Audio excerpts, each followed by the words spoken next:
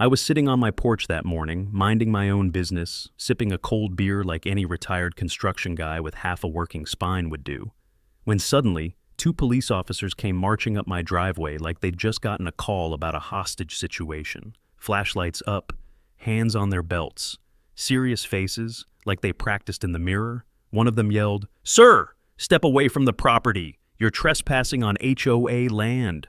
I blinked twice, looked down at my boots, which were currently resting on the porch I built. Then I looked back up at them and said, "Well, hell, boys. If this ain't my property, then who the hell's been paying the mortgage?" Before they could figure out how stupid they sounded, Karen, the HOA president, came power walking out from behind them like a raccoon wearing expensive yoga pants. Her finger stabbed the air like she was pointing out a rat. "Arrest him! He doesn't own this land anymore." I didn't know whether to laugh, choke, or ask if she'd accidentally snorted fertilizer. But something hit me right then, a quiet, cold realization that settled in the center of my chest. They weren't enforcing rules. They weren't protecting property. They were trying to take my larve, 1 inch of land at a time. So I stood up slow, wiped the dust off my jeans, and stared right at the badge of the cop closest to me. No yelling, no drama, just one sentence. "You boys are about to learn you picked the wrong man's porch to stand on." That moment, right there, that's where this whole damn mess really started. And if you've got a minute, I'll tell you exactly how. A simple porch, a trail to the lake, and one red metal sign turned my quiet life into the most ridiculous fight I've had since my divorce. After the officers backed off that morning, more confused than victorious, I sat back down on my porch swing and just stared at the land stretching in front of me. A little breeze rolled through, carrying the smell of pine and lake water, the way it always did. That breeze was the whole reason I bought this place in the first damn place. See, after 54 years on this planet, I was tired. Not the need a nap tired. The seen too much, done too much, lost too much tired. My marriage had collapsed 3 years earlier, clean on paper, ugly in real life. The kind of divorce where you walk out with half your savings and a whole lot of silence inside your chest. My two boys, grown, living in different states, busy living their own lives, which is exactly what I raised them to do. But that leaves a man with a lot of empty evenings. And after nearly 3 decades working construction, real construction, not the shiny clipboard kind, you don't retire with much except scars, a bad knee, and a set of calluses that stay with you even when every contract and foreman doesn't. So, when I first found this land, 4 acres tucked behind a line of old oaks, the kind that creak in the wind but still stand proud, I felt something I hadn't felt in years. Quiet. Not the quiet of loneliness, the quiet of peace. There was a narrow stream running along the south side. I could follow the curve of the water with my eyes all the way down until it disappeared behind a cluster of maple trees. If the wind came from the right direction, I could smell the lake before I even saw it. And in the evenings, when I sat out here with a cold beer in hand, the sky would turn that golden color you only get in late summer, like the whole world was telling you to slow down a little. I built my house myself, didn't hire a crew, didn't rent a high-end contractor, just me, my tools, and whatever was left of the back muscles my job hadn't ruined. The porch was my favorite part. Wide, sturdy, with enough space for a hammock between 2 maples I'd grown attached to. I stained the wood 3 times that first month, not because I needed to, but because I wanted everything here to be mine. My hands in every nail, my sweat in every plank, and for a while, it was perfect. Neighbors from the independent homes nearby would wave if they drove by. Folks from town would stop to say the place looked good. I'd wake up with the sun pushing through the blinds, step outside barefoot onto the boards, and feel like I'd finally outrun the noise of the world. But peace is a funny thing. It doesn't disappear all at once. It erodes, slowly, quietly, like water eating away at a stone. And the first crack in my peace? A trail. Just a simple little dirt trail that cut across the back of my land and headed straight down toward the lake. I didn't think much of it. People walked it. Kids biked it. Dog owners used it for their morning strolls. I figured, what the hell? Summer's short, let them have the shortcut. I didn't mind, not at first. But as I sat on that porch swing after dealing with the police, thinking about what had just happened, I realized something I should have seen way earlier. The moment you let people treat your land like theirs, It's only a matter of time before somebody decides you don't belong on it anymore. And trust me, they were just getting started. That trail behind my land had always been busy, but summer made it louder. More feet, more bikes, more noise. And with it came something I didn't bargain for. Trash. First a soda can, then two. Then a whole handful of wrappers and plastic cups tossed like confetti across the brush line. I tried to excuse it. People forget things. Kids get careless. But the moment I found a used diaper half buried under one of my maples, all bets were off. I'd worked construction for 30 years. I've stepped in things most folks couldn't pronounce, but nothing prepares you for the insult of finding a stranger's baby diaper on your own soil. I grabbed gloves, cleaned it up, muttered to myself, and went back to my day. But trouble travels in packs. A couple afternoons later, I heard sharp laughter coming from the trail, the kind that tells you before you even see them that whatever's happening isn't good.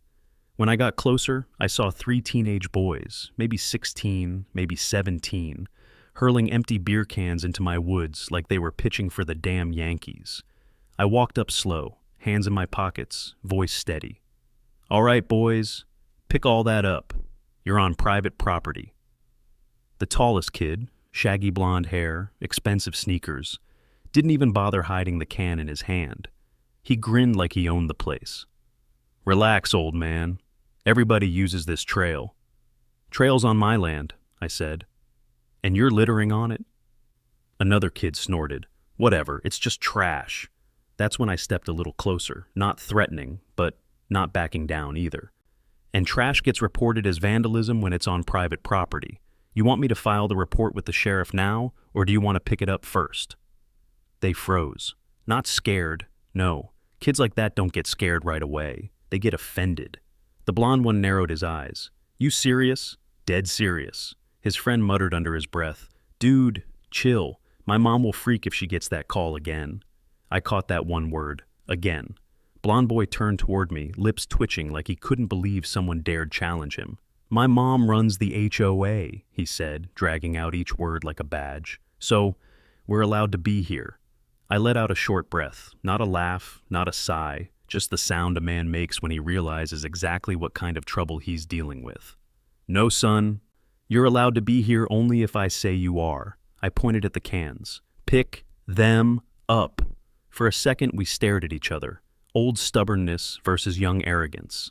Finally, one of them bent down and picked up a can. The others followed, grumbling. They didn't apologize, didn't look at me, didn't act sorry. Good. I wasn't looking for sorry. As they walked off, blonde kid tossed one last line over his shoulder. "We'll see about this." And that right there, those 4 little words, felt like a storm cloud rolling in. By sunset, I'd swept the porch, cracked open a cold beer, and almost forgotten the whole thing. Until someone pounded on my door, hard, sharp, angry. I opened it and found her, Karen. Same ponytail as blonde boy, same sneer, same "I own the world" look in her eyes. And the first thing out of her mouth wasn't a question, it was an accusation. "Did you threaten my sons?" At that moment, everything clicked. The trash, the attitude, the entitlement. And I knew. Those boys weren't the problem, they were the preview. I stood there in the doorway, still holding my beer, and looked straight at the woman who had just accused me of threatening her kids. She had one foot on my welcome mat like she was claiming the damn land for Spain. Same ponytail as her blonde boy, same tight workout outfit that probably cost more than my monthly groceries. Same expression you see on people who think rules are for everyone except them. She jabbed a finger toward my chest before I could even open my mouth. "You stay away from my sons. Do you understand me?" I took a slow breath, counted to 3. Told myself I was too old to slam a door in someone's face. "Ma'am," I said calmly, "your boys were throwing trash all over my woods." "They told me you threatened to file charges," she snapped. "I told them I could," I corrected her. "Trespassing and littering on private land? That's the law." She scoffed, an exaggerated, dramatic sound like she was performing for an audience. "Private land," she repeated, full of disbelief. "This trail has been used by this community for 20 years. It's practically public access." I crossed my arms. "Practically," I said, "isn't legally." That line didn't just hit her, it offended her. Her eyes went sharp, like she'd just found the one loose thread on a sweater she planned to yank, until the whole thing unraveled. "Listen to me carefully," she said, lowering her voice to a threatening whisper. "My community has rights. People don't need your permission to walk where they've always walked." "On my deeded property?" I asked. "Yeah, they do." She stepped even closer, close enough that I could smell her overpriced perfume mixing with old sweat from whatever tennis match she'd probably screamed through earlier. "You think you can just move in here," she hissed, "throw around rules and bully teenagers?" That one earned a laugh from me, a short, tired, disappointed kind of laugh. "Lady," I said, "if reminding kids not to trash the woods qualifies as bullying, you've got bigger problems at home than me." Her lips tightened, her jaw clenched, and I swear, for a second, I thought she might try to slap me. Instead, she turned toward the trail, pointing dramatically like she was in some low-budget courtroom TV show. "This trail," she said, "belongs to Lakeview Estates, and you will not block access." "It's on my land," I repeated, slower this time. "That means I decide what happens on it." She shook her head, smirking like she knew some secret I didn't. "You have no idea who you're dealing with." Ah, there it was, the HOA war cry. Every HOA tyrant in America says that exact sentence at least once a week. It's right up there with "we sent you a notice" and "violation number 3. I leaned against the doorframe and took another sip of beer. "Ma'am, I'm too old for threats. Say what you came to say." She squared her shoulders. "If you ever address my children again, I will file harassment charges, and I will make sure the HOA deals with you." I raised an eyebrow. "Deals with me how?" She didn't answer. She didn't need to. Because she turned around, marched back down my driveway, and tossed one last line over her shoulder. "Enjoy your peace while you have it." I watched her disappear into the dusk, the tail end of her ponytail bouncing like it was angry too. And for a long moment, the night was still, quiet, almost normal. But inside my chest, something unsettled had begun to move. Karen didn't show up because of her sons. Her sons showed up because of Karen. And I was just beginning to understand the sort of storm I'd accidentally stepped into. After Karen's little performance on my doorstep, the evening settled back into its usual quiet. Crickets, a light breeze, the low hum of the woods. For a second, I even convinced myself maybe the whole thing was over. But peace doesn't end with fireworks. It ends with little things, tiny cracks, small signs. Things you only notice when you are paying attention. The first sign showed up the next morning. I walked out onto the porch with a hot cup of coffee, ready to start the day the way I always did.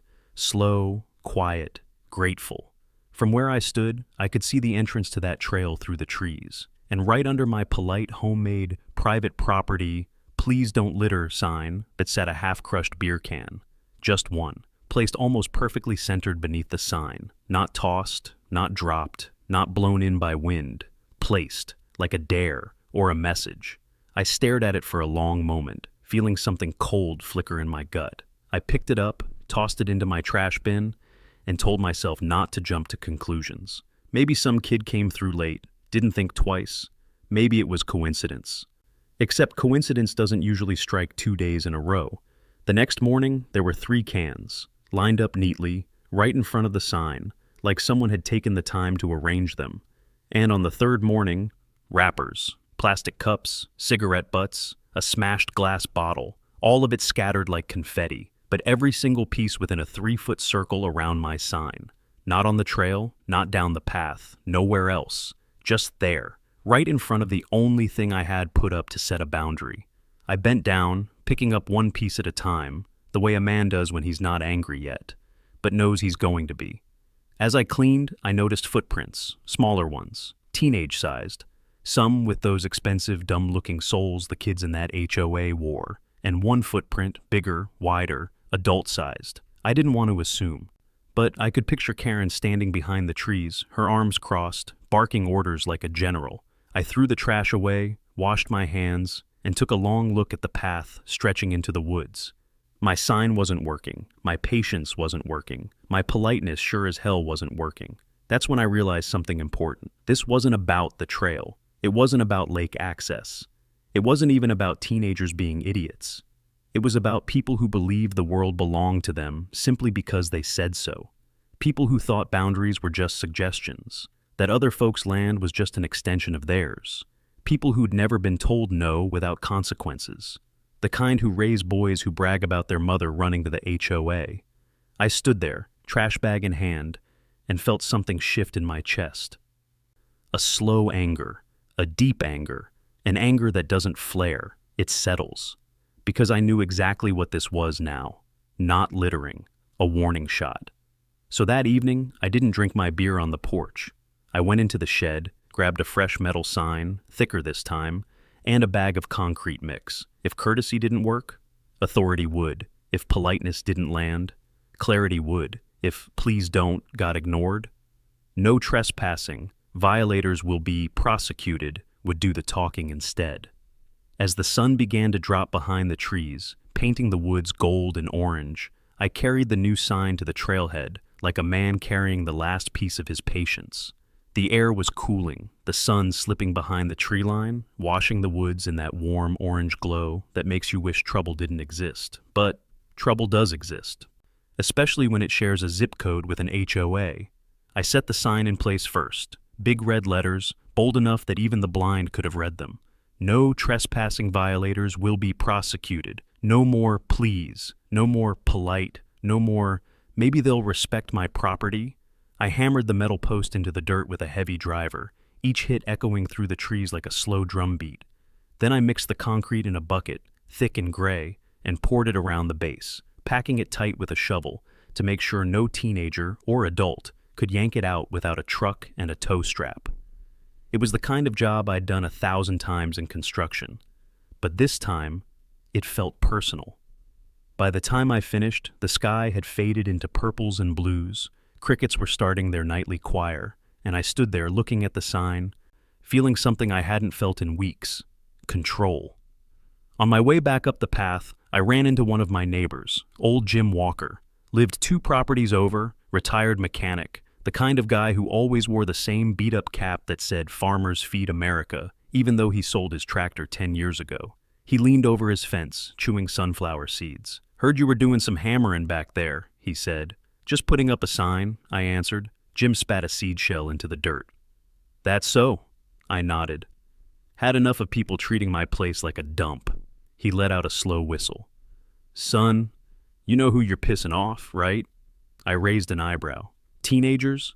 Jim shook his head. "No, their mother." "Which one?" "The one who runs the damn HOA." Karen, of course." Jim rubbed the back of his neck like he was deciding how honest to be.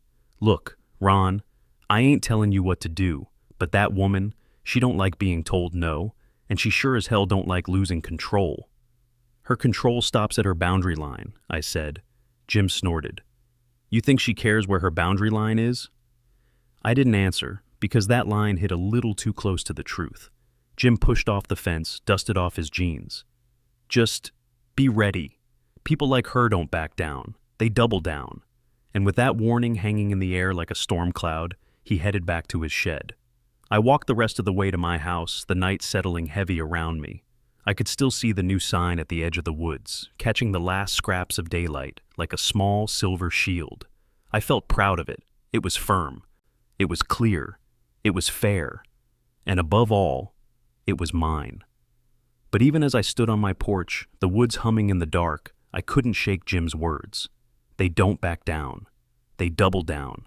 I didn't know it yet, but that sign, the one I'd poured concrete around, wouldn't last 48 hours. And the people who came for it, they weren't coming with politeness. They weren't coming with community spirit. They weren't even coming with shame. They were coming with a crowbar. And the smug confidence of people who believed that rules didn't apply to them, because they wore polo shirts with an HOA logo on the chest. The morning after I planted that new sign in concrete, the world felt almost normal again. Birds were chirping, the sun was coming up over the tree line, and the smell of coffee filled the kitchen. For a blissful few minutes, I let myself believe that maybe, just maybe, the message had gotten through. Then I opened my mailbox. Inside was an envelope so aggressively official-looking, it practically hissed at me. White, thick paper, HOA letterhead, sealed in navy blue ink like they were Congress drafting a bill. I stood there for a second, feeling my stomach tighten. Lakeview Estates, Homeowners.